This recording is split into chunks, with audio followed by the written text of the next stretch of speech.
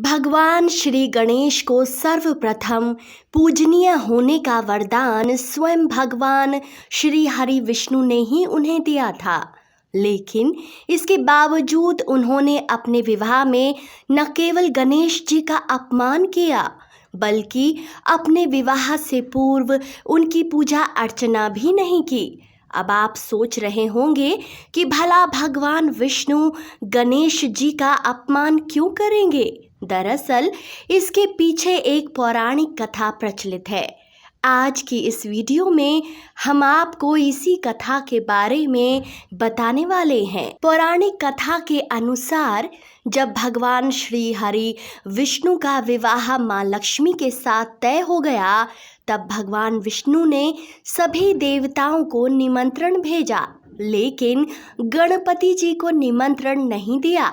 विवाह समारोह में सभी देवता अपने परिवार सहित भगवान विष्णु के यहाँ पहुँचे।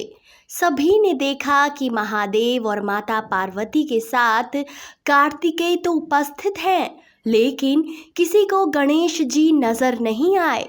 सभी आपस में चर्चा करने लगे कि क्या भगवान विष्णु ने गणेश जी को न्योता नहीं भेजा। फिर सभी ने सोचा कि चलो भगवान विष्णु से ही इस बारे में पूछ लिया जाए।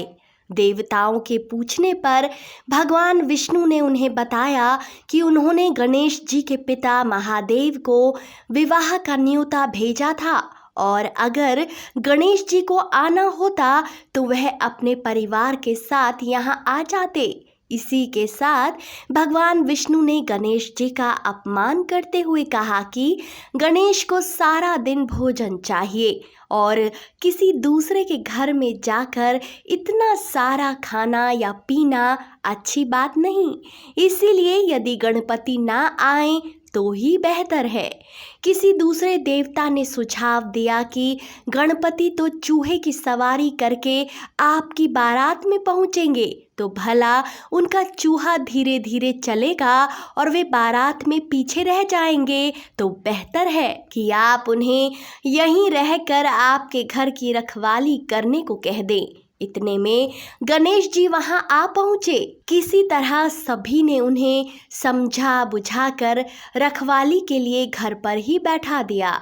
जब बारात चली गई तब नारद जी वहां आए और उन्होंने देखा कि गणेश जी भगवान विष्णु के द्वार पर बैठे हैं। तब उन्होंने गणेश जी से बारात में न जाने का कारण पूछा, तो गणेश जी ने बताया कि भगवान विष्णु जी ने उनका अपमान किया है।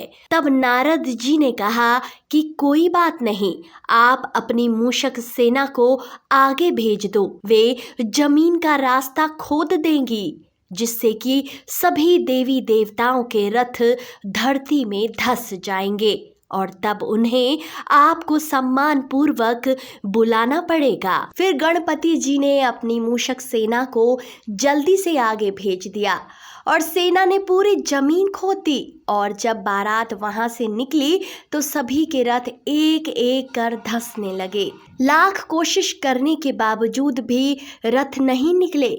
यह देखकर नारद जी वहां गए और उन्होंने सभी देवताओं से कहा कि आप सभी ने भगवान गणेश का अपमान करके अच्छा नहीं किया। अभी भी वक्त है, जाकर उन्हें मना लीजिए। ऐसा करने से आपके ऊपर आने वाला यह संकट टल जाएगा। इसके बाद सभी ने गणेश जी को सम्मान पूर्वक वहां बुलाया और उनकी पूजा की। तब जाकर सभी रथ बाहर निकले। अब रथ तो बाहर निकल गए थे, लेकिन उनके पहिए टूट गए थे। तभी किसी ने देखा कि पास ही एक गांव है जहां से खाती का काम करने वाले को बुलाया गया, जिसने ओम गणेशाय नमः कहकर अपना काम शुरू कर दिया और एक एक कर सभी रथ के पहियों को ठीक कर दिया। जिसके बाद उसने सभी देवताओं से कहा कि हे देवगण, लगता है आपने सर्वप्रथम पूज्य श्री गणेश की पूजा नहीं की, इसीलिए आपके ऊपर इतना बड़ा संकट आया।